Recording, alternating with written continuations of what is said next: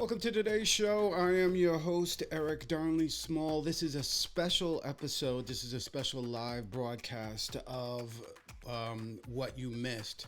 I wanted to do this for a couple of reasons. One of them being that my Monday episode, I realized when I decided to edit it so that I had clips that I could put on YouTube, I discovered that the audio for the second half of that video was garbage.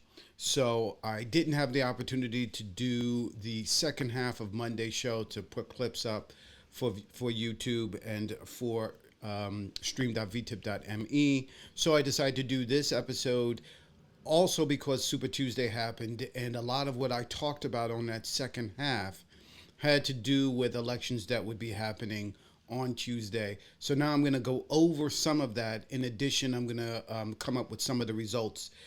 Just so that you guys, if you're seeing this for the first time, this show streams live Monday, 10:30 Eastern Standard Time. That is, of course, normally our time, but whenever there's something that's breaking or something that's special that's happening, I will shoot a video sometime later. You should also know, if you don't already, that the show is reachable on Mastodon at mastodon.vtip.me /at what you missed. Also, this, like I said, is streaming live right now, both on YouTube channel and on stream.vtip.me. That is useful for me in case there is some kind of a video or a clip or something that I play that ends up not getting or getting copyright stricken, or some kind of whatever reason YouTube decides to not allow it to be seen. You're able to see the full unedited show on stream.vtip.me. So I'm letting you guys know that now. In addition, I want to bring up, although I'm having difficulty, I have no idea why my lower thirds are acting the way that they are. I'm going to try this one more time. Yes, mastodon.vtip.me /at what you missed. You can find links to everything that I discuss here on that site, as well as you can reach out to me directly, reach out to the show directly, talk about what we may have missed in what we were showing, what you think is important that we should be highlighting. It's a way to communicate to the show, to me directly, at our Mastodon. Not on X, not on Facebook. Mastodon is the place you want to go. So let me get into this right away, because I think it's really important, because I think that what you're seeing in the media, what people are talking about tonight, is going to be a State of the Union for Joe Biden. You're also hearing talk about this is the official beginning of the 2020 race. All of that is very true. But here on this show, I tend to want to, when it comes to politics, talk about stuff that is down ballot, because we don't really appreciate what is going on in our government until we look at what's happening on a state level, right? What's happening on a state level is just as important, and I want to make sure that people are aware of what's happening. And I'm not just talking about in terms of ballot, and it mean just in terms of who's running for what. I am talking specifically about propositions, about legislation, about these kinds of things, wars within the party happening. I have always said that, as much as people want to frame this as a war between, authoritarianism and democracy, this is really, in my view, about a war of ideology. And it is a war within the Republican Party. There is a war within the Democratic Party, but we handle it very differently. I'm going to show you how in a minute. But on the Republican Party, they're out for blood, right? This whole idea of rhinos, right? You have within the Republican, and I'm talking about on the state level, because everything bubbles up from the states, right? Everything from the federal happens first on the state level. And what is happening on the state level on a number of occasions is really important to know what is going to eventually happen. You know, it's like the past is prologue. This is prologue for what's going to end up happening both on the federal level, in our federal government, in our courts, etc. Also, what you're going to hear me talk about on this, and I've talked about this before on this channel, on this show, is I'm going to point out where, as a progressive, as a Democrat, as a liberal, I'm going to point out I believe that we have the better of arguments, of most arguments, not all. Like I say a lot of times, the conservative movement is wrong most of the time, but not all of the time. And there are areas where we, as progressive, as liberals, get things right, and then there's areas where we get it wrong. But when we get it wrong, we change. As opposed to Republicans, when they get it wrong, they figure out how can they stop people from voting. How can we make it more difficult for these people to pass laws and change the Constitution and vote, etc. Big difference between conservatism and progressivism, between Republicans and Democrats. But let's go into this right away, and I'm going to break down exactly what it is I want to talk about and how I want to talk about it. And I just want to begin with, these are post-election stories. And again, I just want to remind that these are stories that I was talking about on Monday, and for whatever reason, I had audio problems, so I was not able to bring the full. I wasn't able to upload, and I didn't want to upload with the poor quality of the audio. I didn't want to upload what I talked about on Monday, but one of the first things I talked about on Monday was Proposition E and F in San Francisco. These are two propositions that are going to move liberal, progressive San Francisco further to the right. That's fascinating. Another story I did not talk about was Republicans' attempt to save IVF in Alabama. Another story that I did talk about on Monday was Oregon's passing a new law to recriminalize drug use. What new came out on Super Tuesday is that one of the things that we knew is that Barbara Lee, Katie Porter, and Adam Schiff were leaving the House. Why did we know that?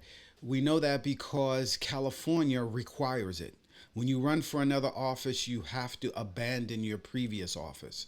So we knew that this was going to, or all three of them knew that by running, they were going to have to abandon their House seats.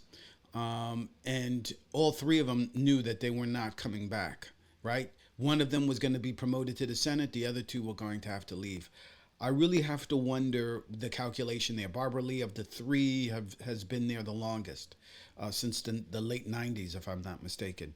But you really have to wonder, Katie Porter, for instance, just won her election, just won her seat, and then went back to the people to ask, tried to run for the Senate, and now she's leaving, and now they have to vote for somebody else. Bad form, Katie Porter, and I supported Katie Porter, although I'm not in California. But this is just a really bad look. This is really, if I'm somebody who voted for Katie Porter, I'm pissed right now that she decided to do this. But, this is the ambitions of politicians, right? We may like them, but we have to recognize that they are politicians at the end of the day, and they are looking for, for power. Finally, Texas politics. Again, I talked about this on Monday. There are some results from that conversation. So let's get into it. I was hoping not to make this a very long video, but I think it's already gone on longer than I had thought, but I'm going to do it anyway. So San Francisco, these two propositions, Prop E and Prop F, are poised to push the San Francisco to the right. I'm going to go over what I read the other day. This was from the Wall Street Journal Online by Azusha Ellison and Jim Carlton. This was February 28, 2024, and it says, voters in this famously progressive city appear poised to pass a pair of law and order ballot measures Tuesday that would represent a turn to the political center. This is me editorializing. I don't believe it's a turn to the center. I believe it's a turn to the right. And I think that their framing of this, remember, this is the Wall Street Journal is a right wing. The editorial page is known to be far right. Rupert Murdoch owns the Dow Jones, which owns the Wall Street Journal. So this is, you have to appreciate the framing of this, that they're moving it to the center. No, they're moving to the right. Let's be clear. So it goes on to say that this is happening amid mounting frustration with public drug use, homelessness, and property crime. Proposition F would mandate screening for recipients of public benefits, while Proposition E would expand police surveillance tools and reduce oversight of the force. A recent poll conducted by San Francisco's Chamber of Commerce, a right wing group, that's me editorializing, found 61% of likely voters support the two ballot measures, and 72% believe San Francisco is on the wrong track. The business group supports Prop E and hasn't taken a position on Prop F. Now, why do you think I call this a right wing sort of framing of how to solve a problem? Because there is very little evidence that people who are on welfare, in other words, people who are poor, use more drugs than people who are rich.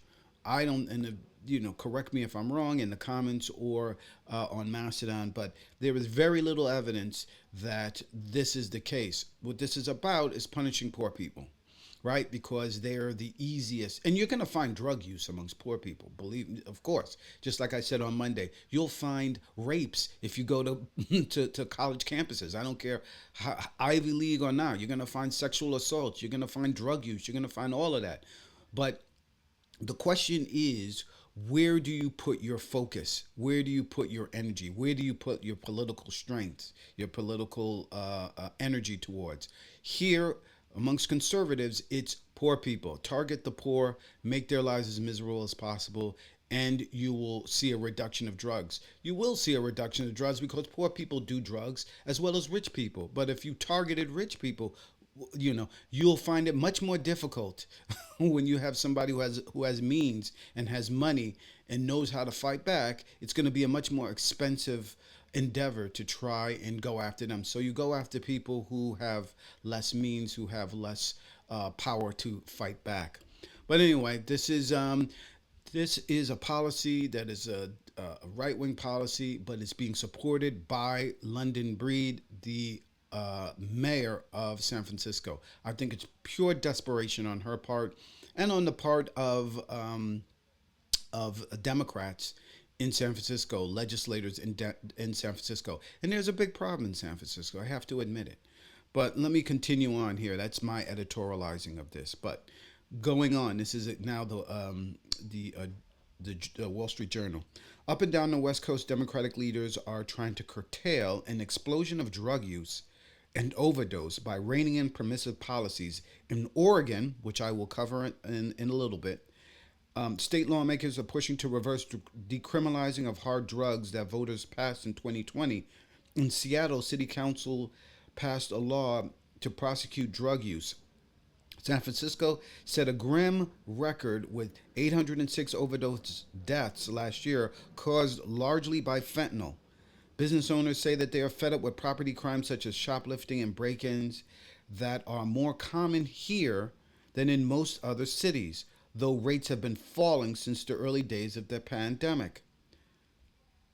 Much to the ire in San Francisco has been aimed at Democratic Mayor London Breed, who faces a difficult re-election campaign this year with several challengers from her party running on her right.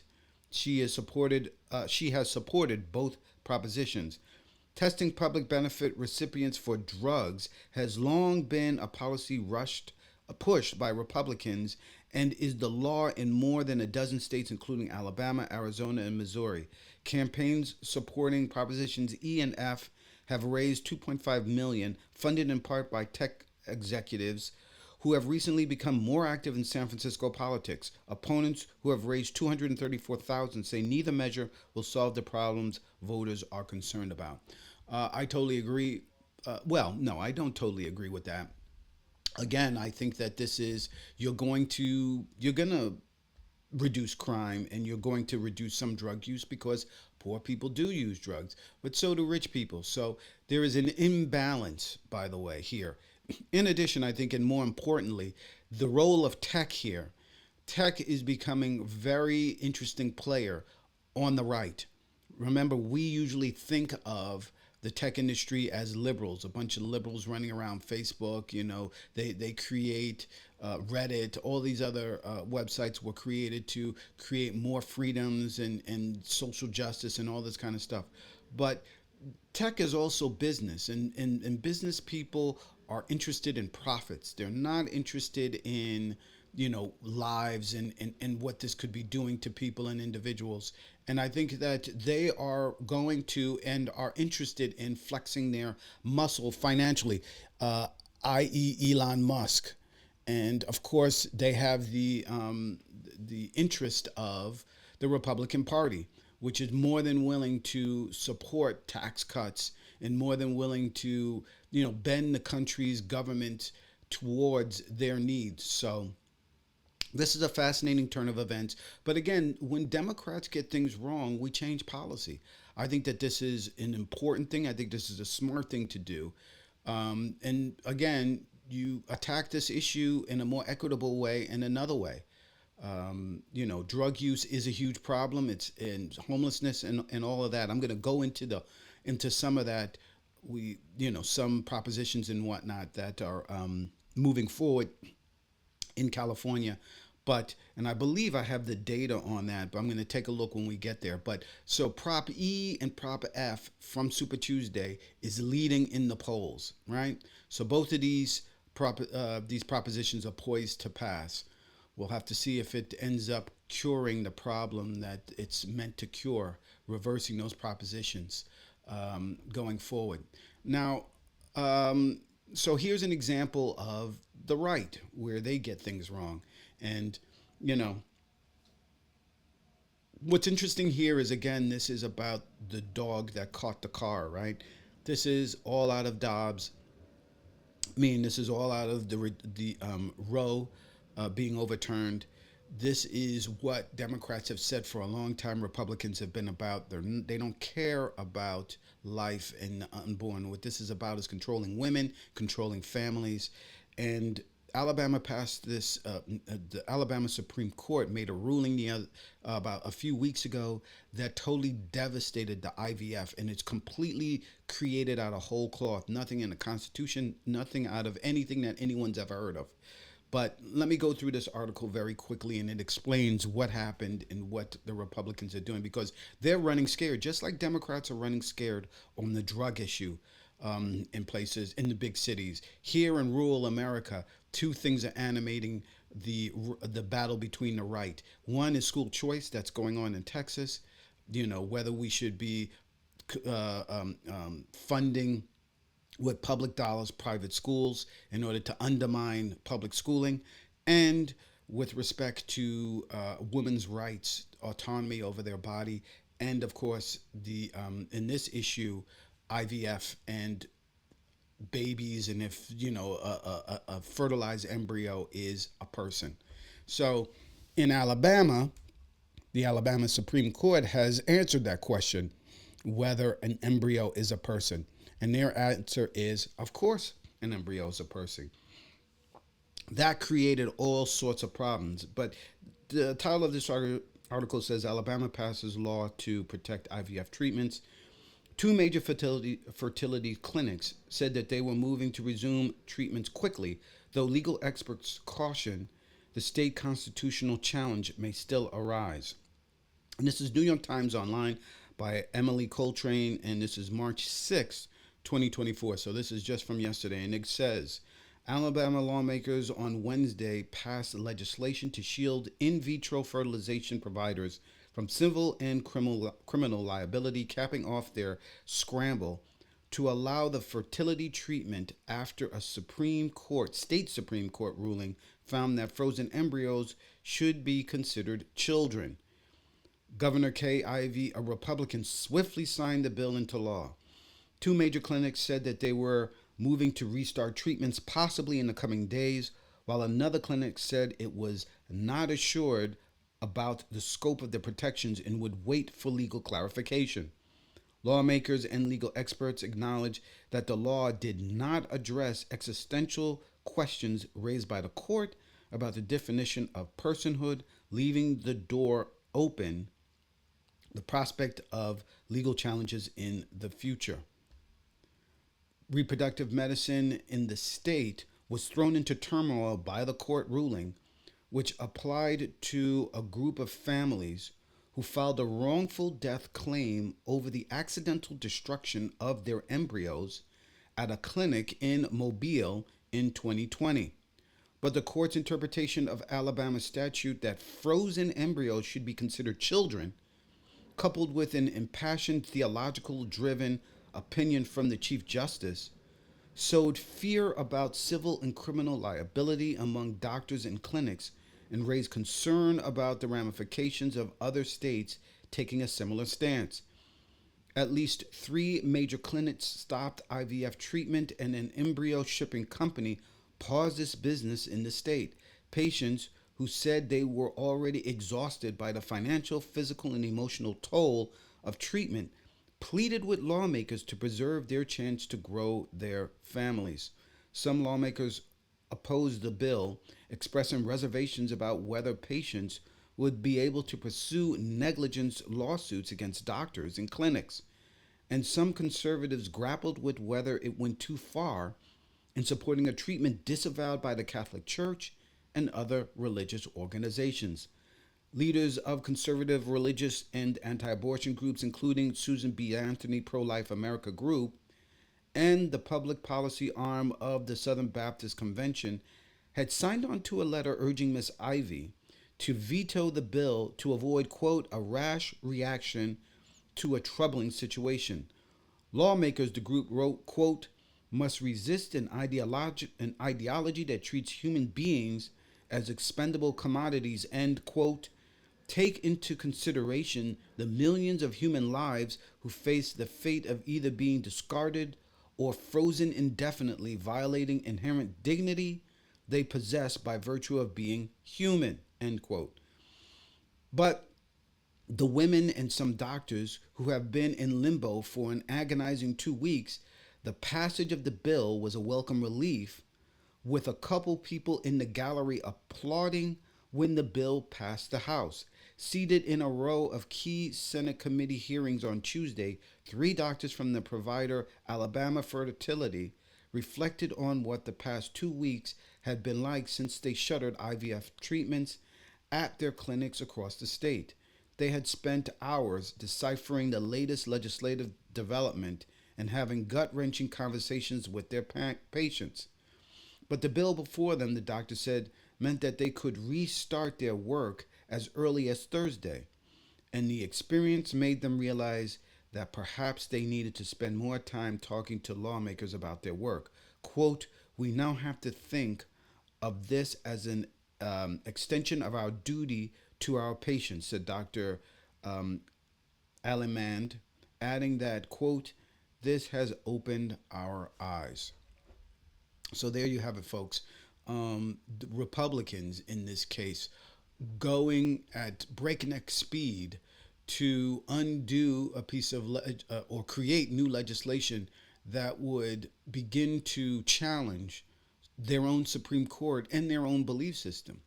But make no mistake, the religious right in the state and all across this country are going to begin to start fighting back against legislators who want to protect things like IVF, because they fundamentally believe in their mind that those frozen embryos are human beings.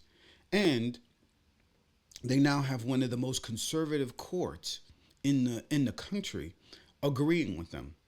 And the speech given by the Supreme Court Justice, the state Supreme Court Justice, who I believe is up for election, I have to take a look, or is either up for election or is retiring, was just like unbelievable in terms of talking about merging of church and state. It is something that is happening on the right big time. On the U.S. Supreme Court as well, we have a number of Supreme Court justices I think immediately, of course, of Alito, Thomas, Gorsuch. Absolutely, he has said, Gorsuch has said, the so-called separation of church and state. He doesn't believe it exists at all. We know Amy Coney Barrett was put on there, is put on the Supreme Court for her views, her Christian views and Christian beliefs. And believe me, this is not about opening up for religion. This is about Christian, right? If you're an atheist, if you're a Jew, if you're a Muslim, if you are a Buddhist, if you are a Zoroastrian, whatever, they are not going to get the same rights as Christians and evangelical Christians to boot. So this is what happens when people begin to realize what is really going on the conservative movement, on the Donald Trump. And actually, it's not the Donald Trump. It is really is the conservative movement, and these kinds of things are just the beginning of tough stands that they're going to have to take.